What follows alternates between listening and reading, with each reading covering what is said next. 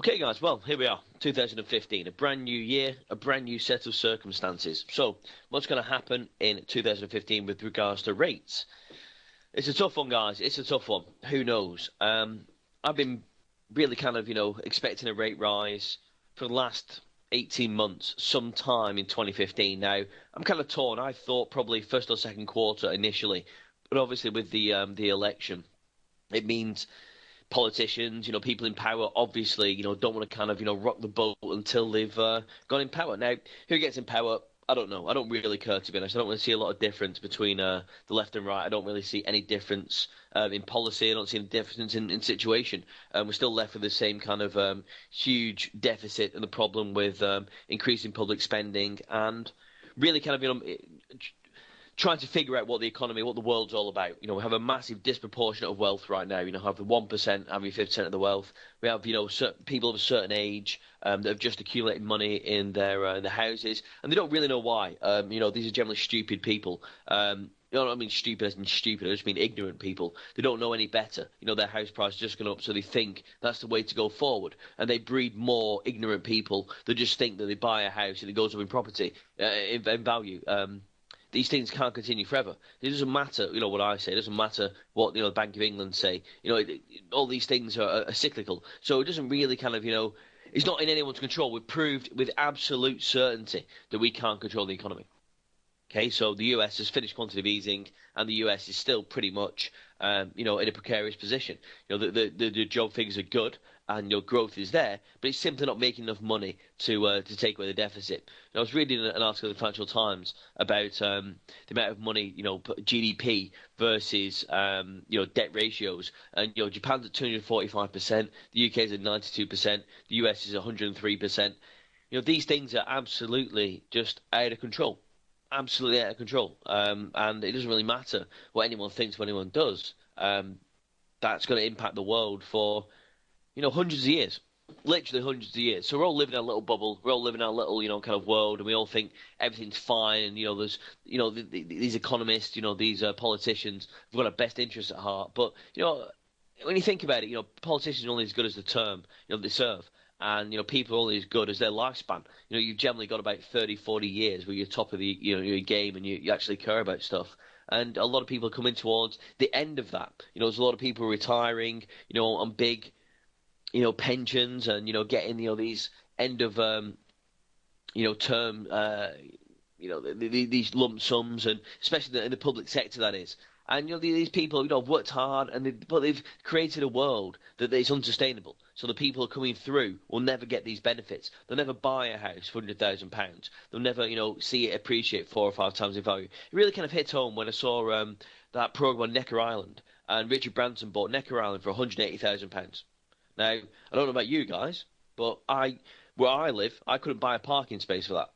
Literally couldn't buy a parking space. So you buy a whole island for £180,000. That's how much the world's moved on. That was in 1978. So live in memory, yeah?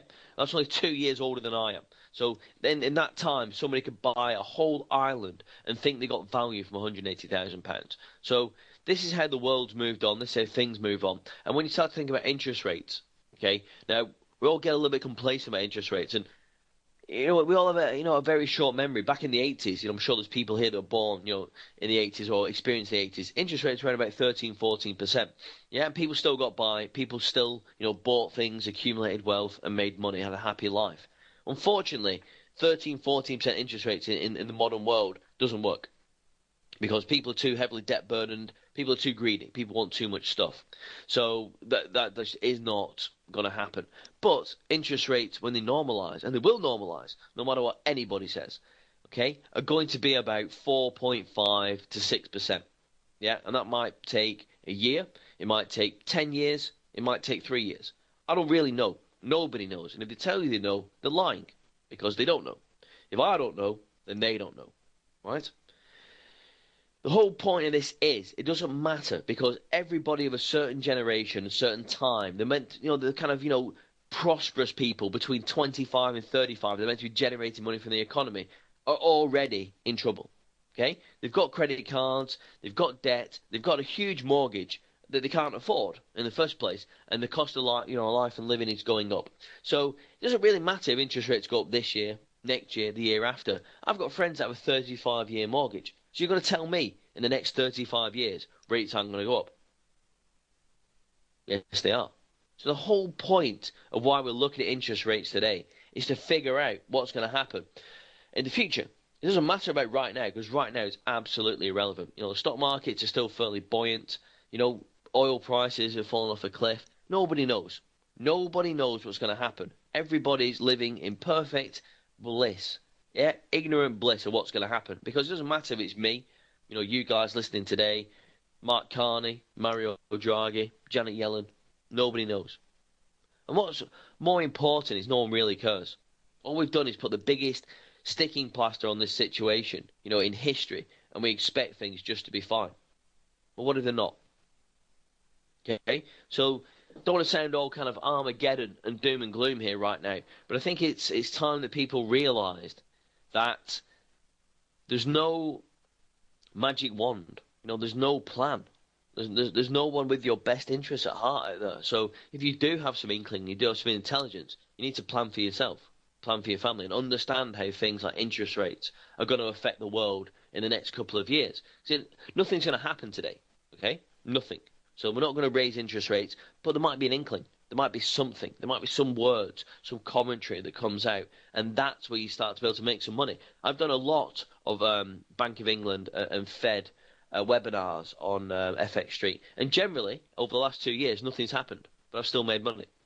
That's what you need to be looking out for, taking these opportunities that are few and far between and making some money from understanding the subtext, understanding what's happening behind the scenes, because no one's going to tell you in the news. You're not going to suddenly listen to the news and someone's going to come out honestly and go, actually, yes, we miscalculated, so when interest rates go up to 2%, the bottom line, the baseline, of what's going to happen in the London property market is going to drop by 44%. No one's going to tell you that. Yeah, and that, again, that's just a complete fabrication, a complete lie. But nobody knows. Nobody knows. The stories where people in London, especially, right in the centre, have stopped working because the house appreciates more in value than they earn. Right? It doesn't take a rocket scientist. Don't take someone with massive insight to know these things can't continue. Okay? They just can't. And I've said these things for a long time, and I'm not, trying to make anyone frightened. I'm not trying to, downplay the property kind of side of stuff. But when you're so heavily reliant on one area, for your wealth, for your security, for your happiness, then we've seen in oil. Oil just a few months ago was trading at $115 a barrel. And now we're below $50. To say that things can't change or won't change is the most worrying thing to me. And, things can change at the flick of a switch, drop of a hat. Nobody has a complete control. Nobody really knows what's going on. So when you put all your eggs in one basket and, you put all your bets on houses, on prosperity, on people living that way, what happens in the next kind of 10, 20, 30 years where people that have never been able to afford houses never even think about it. So they rent. And when the parents die, they get their house, they don't do anything with the money. They just spend it. Okay, what happens then? And then the absolute underlying demand for houses goes down. There's all this idea that, we have to go to London to make money because that's where the money is. Well, if you're a banker, I've been in finance for 15 years. I've never had to go to an office if I didn't want to. I sit in front of my screens and I make more money than the average person could dream of. Yeah, I don't have to go anywhere. I don't have to do anything. This illusion that people need to be together in London or need to be close to a point of work is absolutely ridiculous. My sister lives in Camden and she works in Kew Gardens. She has to travel for 1 hour, 10 minutes to get to work. And she lives in London. Don't make any sense to me. But, that's what people do, isn't it? People are just sheep. So we'll see how that ends up. But anyway, there we go. That's my 2015 thought. I've just been writing some stuff for the Financial Times, so all this stuff's in my head, so I thought I'd share it. But we'll go through the standard presentation today, and then we'll go through the interest rate decision. Again, we're expecting no change, but it's the subtext, it's the underlying kind of message that we're looking for. So before I start the risk warning, remember that spread betting and CFD trading carry high risk or capital resulting losses as easy as deposit. They may be suitable for everyone, so please ensure you fully understand the risk involved. The information provided here in no circumstances consider an offer or solicitation to invest. Nothing herein should be construed investment advice. The information provided is previously accurate. The data produced. Again, education only, content webinars, personal opinion of the moderator, and enjoy.com. The content does not constitute financial investment or tax advice.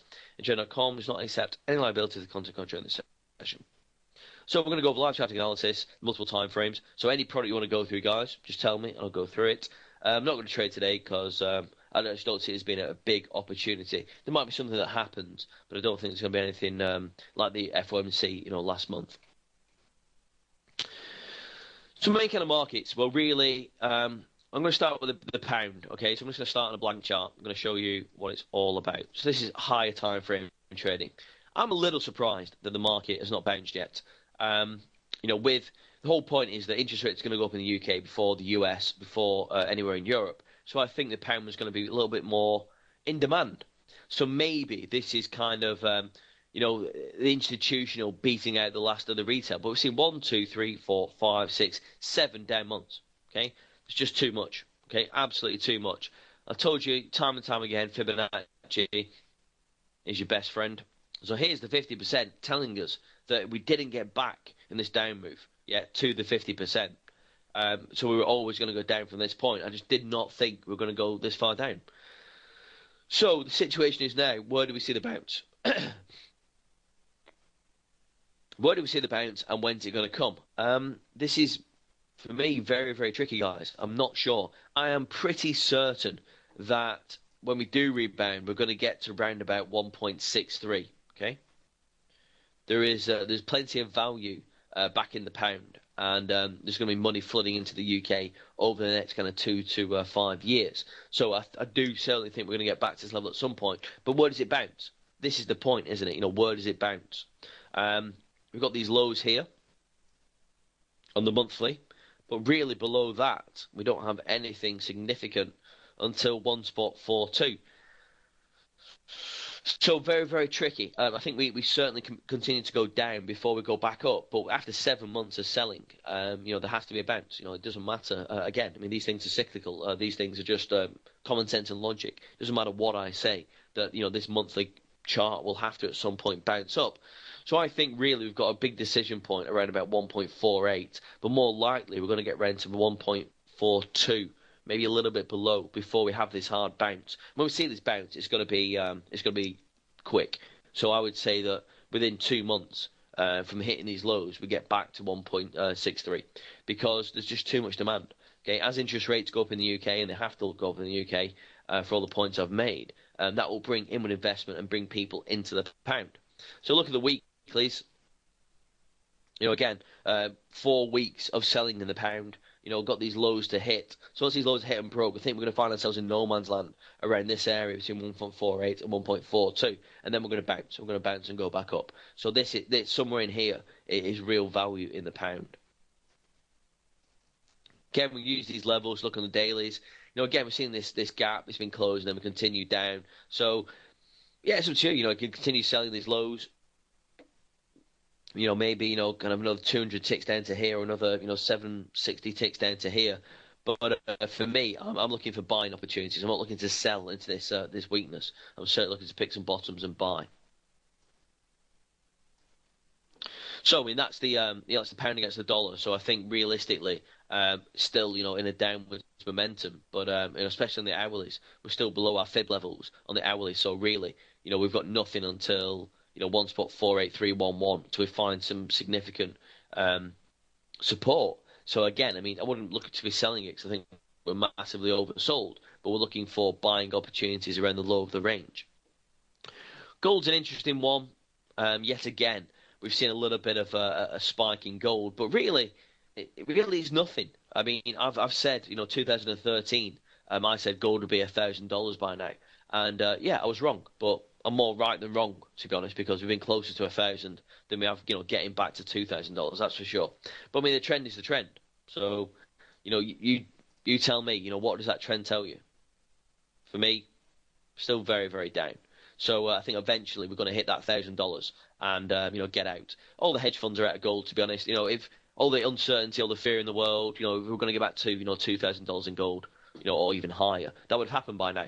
With the Swiss vote is saying no. Is a massive impact on gold, and the fact that if people are going to put their hard earned money into something physical, then, it would have happened around about here, back in, early 2014. It just didn't happen. Every time we've hit the highs, we move lower. Okay, so really, it doesn't matter. Weekly, monthly, it's all negative. Okay, so once we hit that $1,000 mark, it's the end of gold. Simple as that.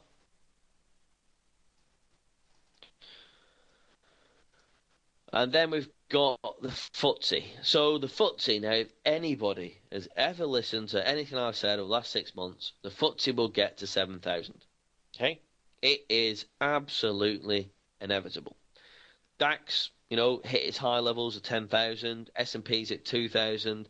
Every major indice has hit its upper levels psychologically and technically. So the FTSE can't be any different. Look on the monthly chart.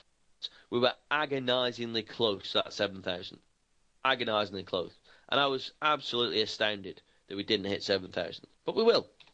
We will. You have to believe me, because I know more than you. So every time we've tried to go lower, what's happened? Tried to close lower, gone back up.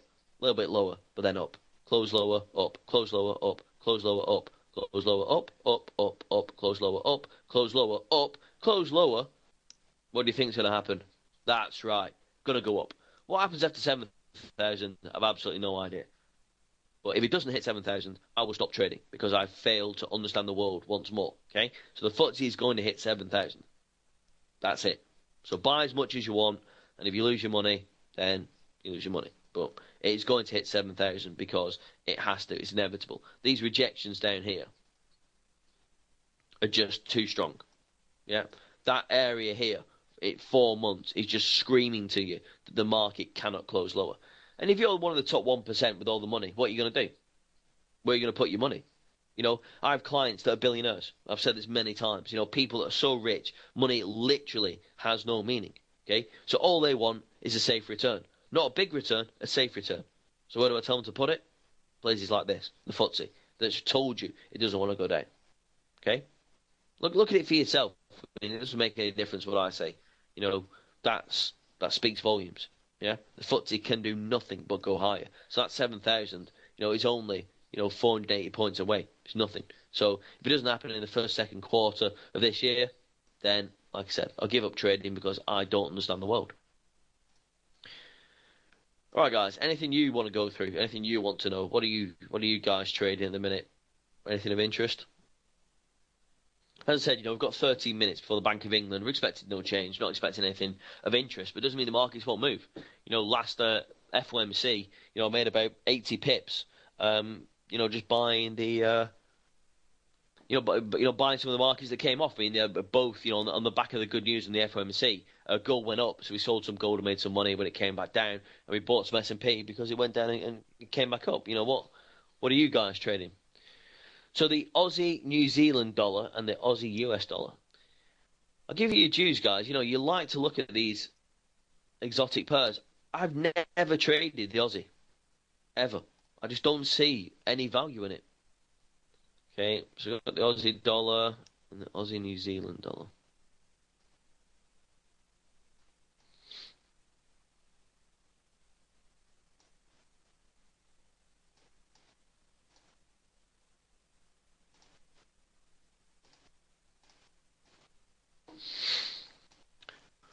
So these are going to move pretty much in similar, kind of directions. So we can see that we're moving down and then we're kind of consolidated. So as always, let's go back to the monthly on both these and just see the actual direction. So surprise, surprise, the Aussie's not the safe haven everybody thought. Who'd have predicted that?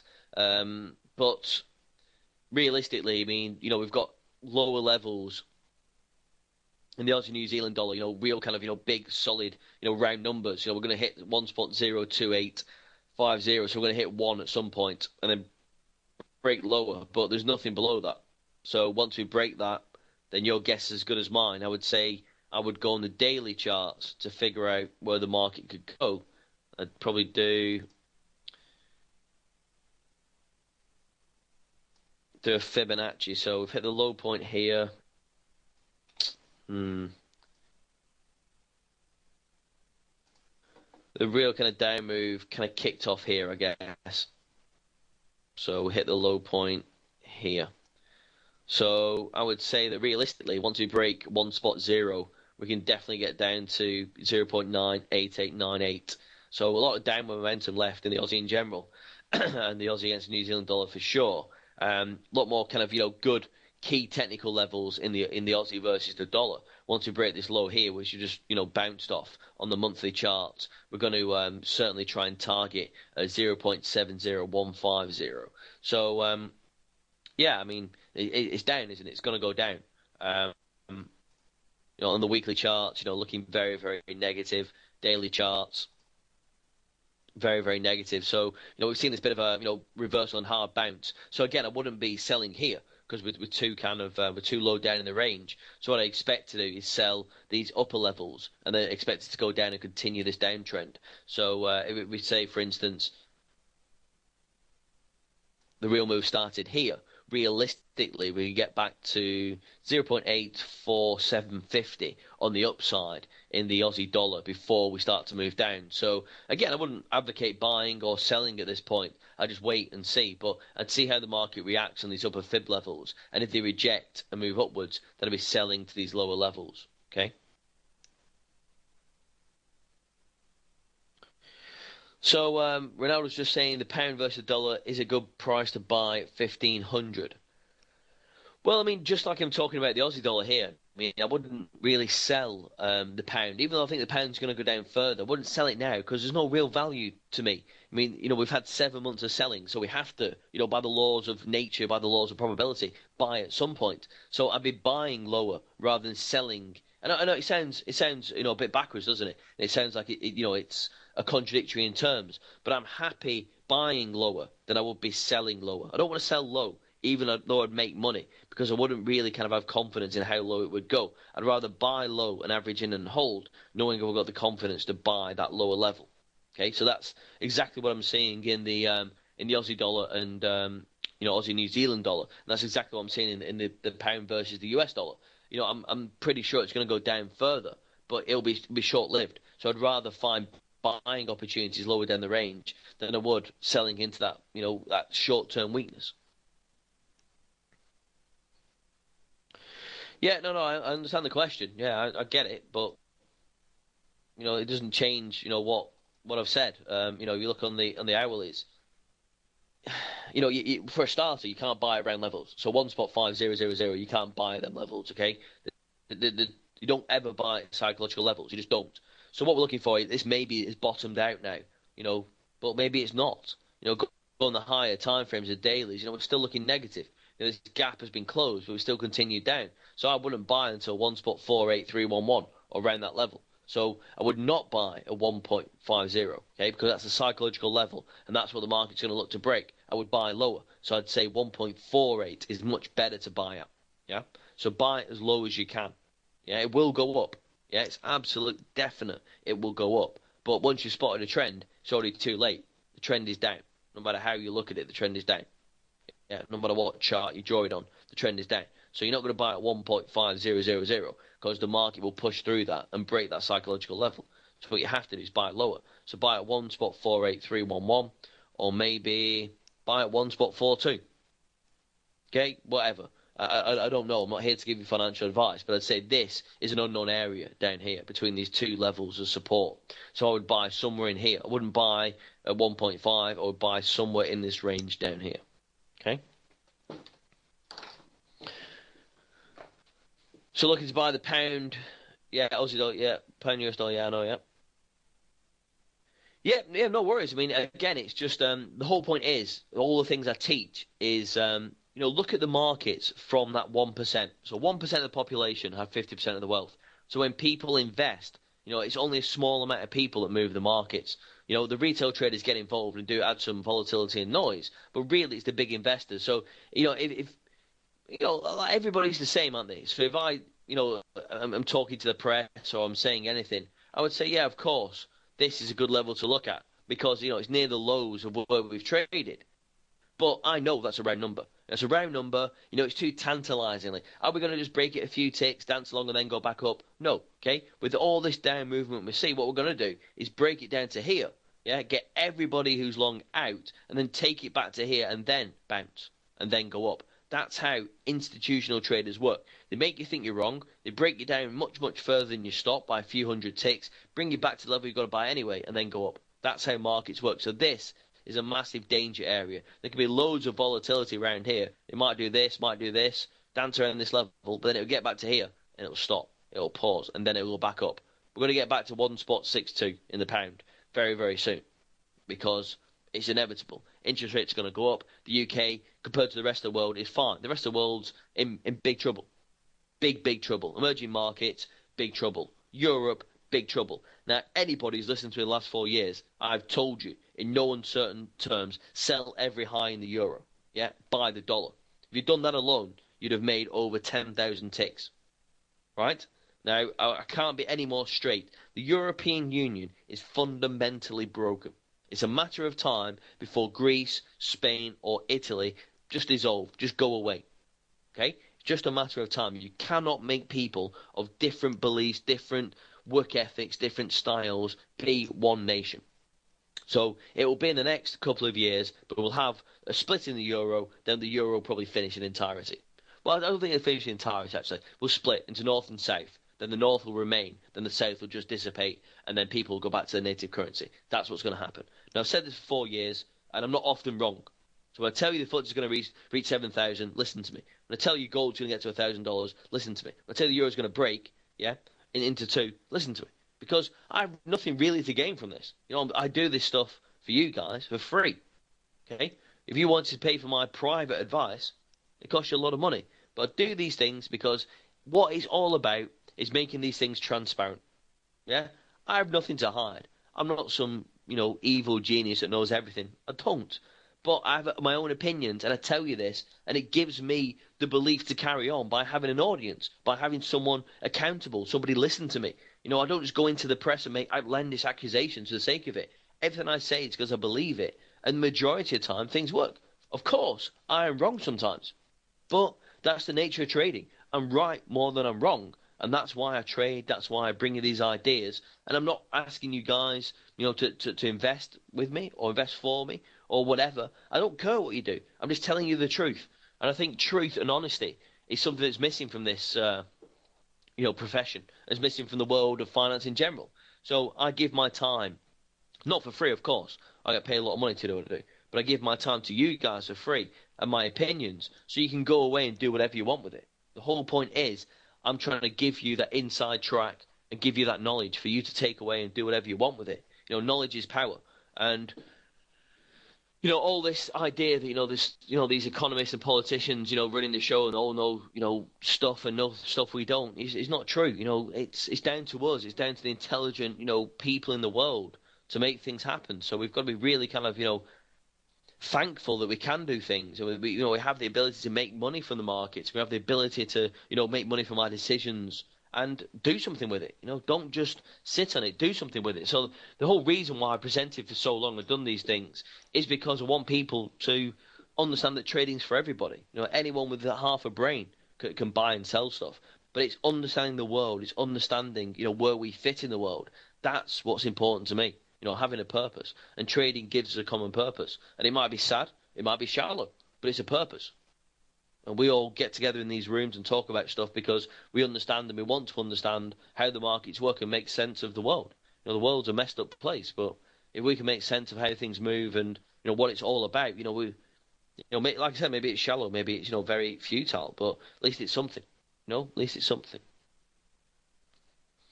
All right, guys, so we've got a couple of minutes, just a minute now before the announcement. So just go back to the charts. So just 1 minute before now. So I'm just going to put gold, the pound versus the dollar, and the FTSE. These are the markets I'm going to look at. And this is what benefits from having, kind of a system you can use. I mean, you can just set things up how you want to see them in a matter of minutes, well, seconds. So we're expecting unchanged. That's why I'm not particularly fussed. But it's a subtext, things I'm going to look out for that might be said after the announcement. So about 30 seconds now.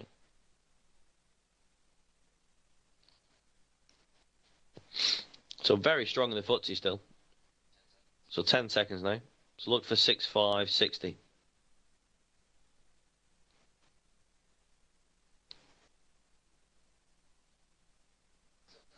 It's unchanged, as expected.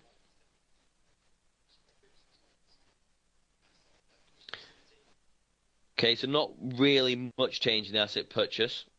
So very, very, very muted. Again, as we expected. Listen for comments.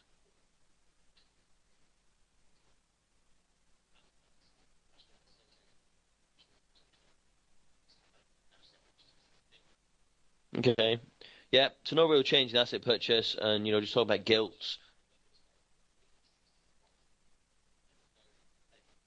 So no statement on policy, and everything, inflation-wise, in line with expectations. So yes, as we expected, a very, very muted Bank of England. Yeah. So okay, nothing major's come out then. So we're just going to listen for any comments in the next kind of 5 minutes or so, see if anything, it is kind of contrary to what's said. But everything's continuing in its trend, isn't it? Gold is still hovering around, this 1200 mark. And really, again, I mean, for me, gold is another absolute perfect example of Fibonacci. So no, that's not what I want to do. Sorry. Up move here. So that 50% for me is still massively in play. So it doesn't matter what any expert says. I mean, I know we've bounced off the 61.8 perfectly, but I think we're going to range around here and then continue this down move. I just don't see the formation happening where we kind of find support and then get support here and move back up. I don't see it. So the longer we close below 1302 and the longer we kind of continue to test around this fib level here at one spot 170, the more we're going to get to these lower points.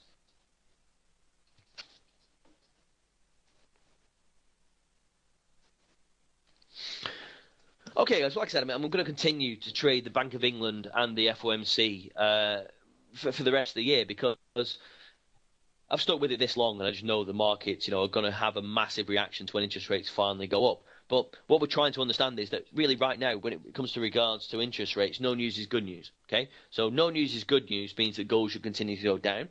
That the pound is going to gain some traction, some strength at some point. So maybe on the short term, when these Bollinger Bands, we're going to hit the moving average and move higher, maybe to 152. We drew a bounce in the pound at some point after 7 months of selling. Gold at some point, as I've said, is going to continue down. We've got some big levels on the hourlies. And again, once we kind of get through these hourlies and close below these key levels down here at 1182, then gold's going to tank. It's as simple as that. It's all the big hedge funds are out, all the major speculators are out. The world's no better than it was in 2007. So if gold was going to go up, it'd have done it by now. So if anything, I know it sounds completely ridiculous to say. The fact that it's not gone up means it'll go down. Okay? Now, very hard for me to put that in the press or to put that out to my clients. But if it doesn't go up, then it has to go down. Markets can only do one or two things. You can say they go sideways, but they never really do. They've got an underlying trend. Yeah, the market has not been able to recover, so it'll have to go down. Okay, so that's very important.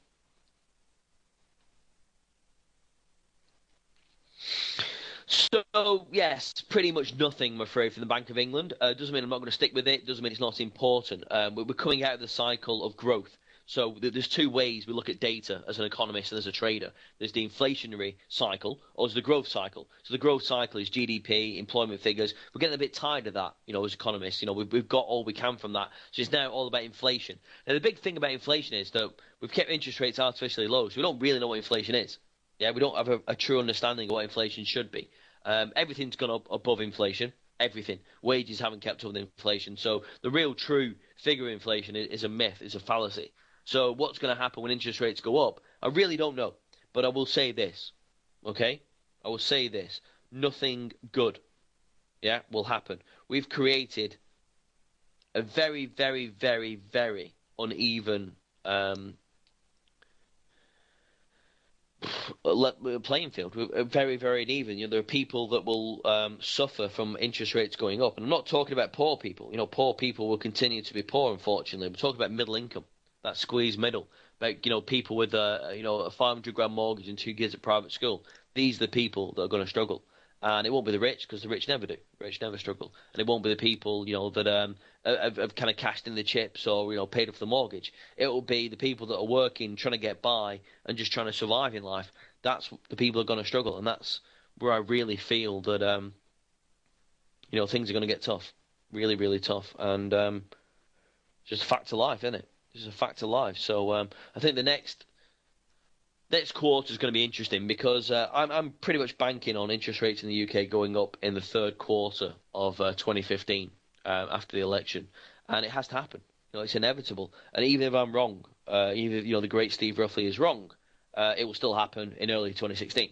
And as I said, people have 25-year, 35-year mortgages, so it makes no difference. A year is literally nothing. It means nothing these days. People are so heavily debt burdened, for long periods of time, that the fact of the matter is that, a year is nothing, absolutely nothing. So when interest rates do go up, they will not come down for a considerable amount of time. I can see 2 decades of rate increases, and I think they'll be slow, but they'll be steady, and it'll fundamentally change how people act and live. And the house pricing bubble, it's a bubble. We all know it's a bubble. I don't have to tell you it's a bubble. You don't have to read the FT to know it's a bubble. Everybody knows. So when it's confirmed and when it's set in stone and it does happen, it's going to be hard and fast. And I think it will never recover, to be honest. It doesn't matter how many people there are in the world. It doesn't matter how much money or fake money there is in the world. There'll be a fundamental change in people's opinions, and all the people that bought houses, between the 40s, 50s, 60s, 70s, 80s, 90s, they'll all be dead in 20, 30 years. Okay, my parents will die in 20, 30 years. And, I'll obviously be very upset. But, hey ho, I'll inherit 20 houses. So I'll be fine. I'll cry through the tears, with £50 notes. Now, obviously I'm joking. But there'll be lots of people all over the world that this will happen to. People that have just made money in the houses. And they didn't mean to do it. But, they just happen to live through it. So when they die and pass that money through, the way of life and the thinking won't be the same. So people's attitude to buying and owning houses will not be the same in 30 years. So this drive, this average house price, all these kind of things will fail to have the same kind of meaning that it did. And, I think we all have to be prepared for that. Yeah, I'm pretty much on third quarter pan on fire. I mean, we're talking third quarter in the US, so the UK is going to be before the US, that's for sure. I mean, it's all a little bit up in the air because we've got the election, haven't we, in 3 months or so. So obviously no one's going to rock the boat before that, because we need to have Labour or a coalition or whatever. I mean, all these muppets are the same, to be honest. I don't see any difference between the left and the right, and I don't really care. I'll be totally honest. I don't live in the UK for a start, and I've never voted in the UK, so I don't care. I don't care who's in power. It makes absolutely no difference to me. Apart from, it does. It makes a big difference to everyone that lives there, and the UK is a big part of the world economy, so it makes a difference. But to me personally, it doesn't matter. I've kind of detached myself from the UK. I don't understand how the UK thinks anymore, and I don't have any affinity. I left the UK when I was 19 years old. So, I've lived all over the world. I've done different things, and I don't really have a home, I'll be perfectly honest. So that's good for my job, because it keeps me impartial, and it keeps me, not tied to, policy decisions. It doesn't keep me tied to, thinking things are going to get better. Everyone's in the same boat, so we all think that things have to get better because we don't want to, think about the alternative. So for me, it's quite powerful to be impartial and to think that things are fundamentally broken. And I'm not trying to be negative. I'm not trying to fry people. I'm not trying to be, massively bearish. Things need to correct. And by being outside of that, I'm kind of fortunate in some respects that I can look at it objectively and think that it doesn't really kind of it doesn't really look good. It doesn't look good for society. It doesn't look good for the UK economy. It doesn't look good for anybody who's bought a house in the last 10 years.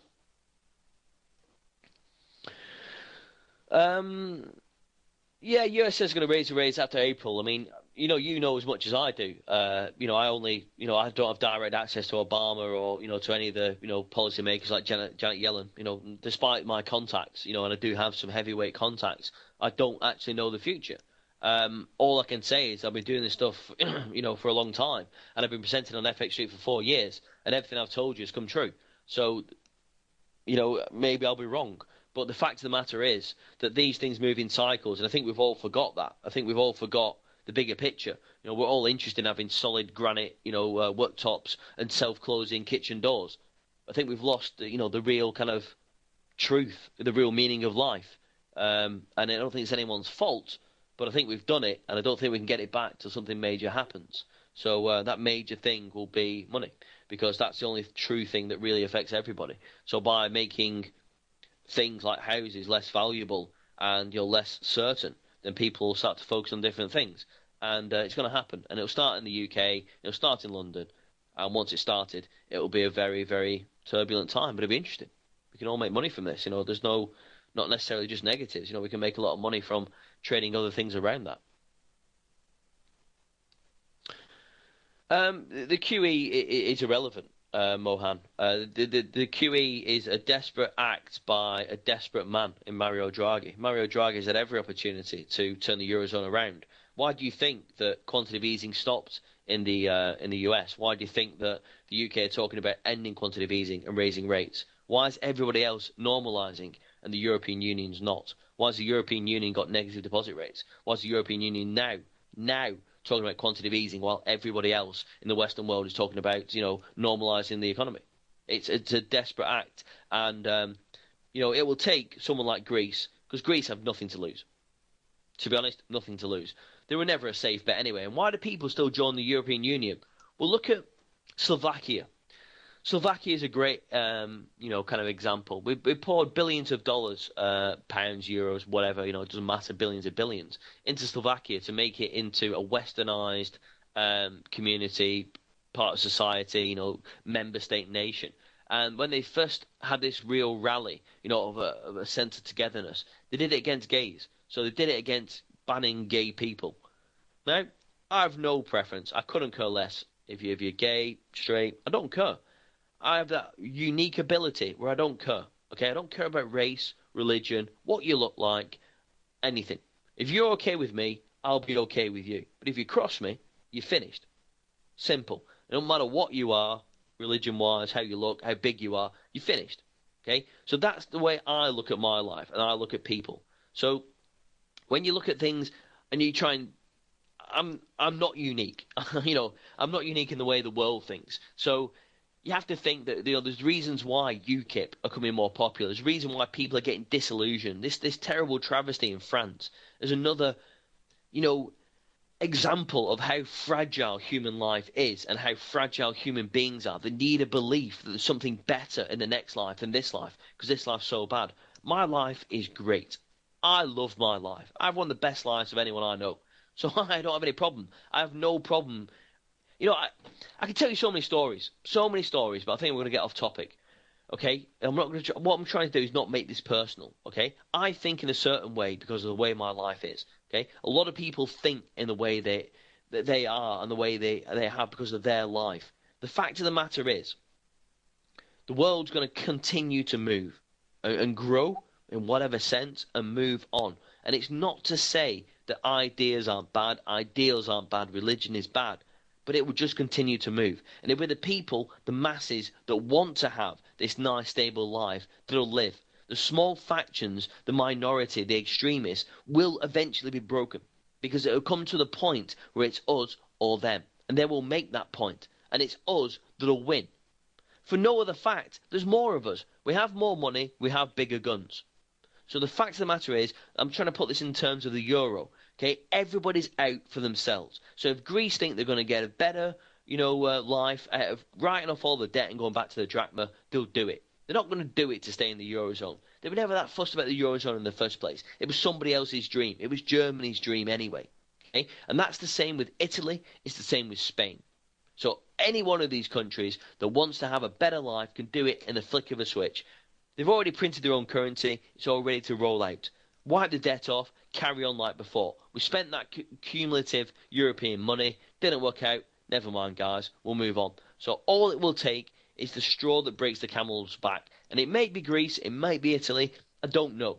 But it will happen, because we've gone too far. Simple fact. Alright guys, well listen, Nothing from the Bank of England, so very, very little. Still looking out for that. These upper levels in the FTSE, it's going to hit 7,000. I'm absolutely sure of it. $1,000 is coming in gold. We're probably going to pivot around, 1,200 between probably 1,220 and 1,180. And then once we kind of break that 1,180, we're going to really see gold take a massive dip. Pound. Looks at these buying opportunities, right? I mean, again, the monthly chart is absolutely massively oversold. I don't need to put any RSI or anything on. I'm telling you it's oversold. So look for these low points to buy. But don't buy here where everyone else will. Buy down here. 1.42, buy as much as you want because it's going to go back up to 1.62 around that area. Right, guys, well, listen, as always, a pleasure to have you guys back and full schedule for 2015.